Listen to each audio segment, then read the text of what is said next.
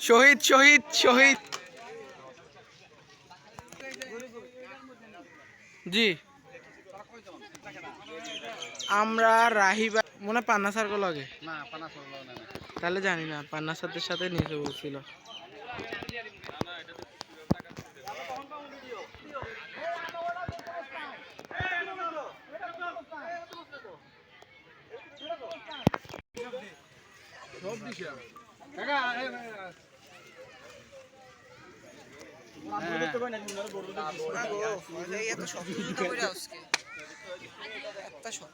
চামড়া জুতো তো বেটা শক্ত হয়ে যাবে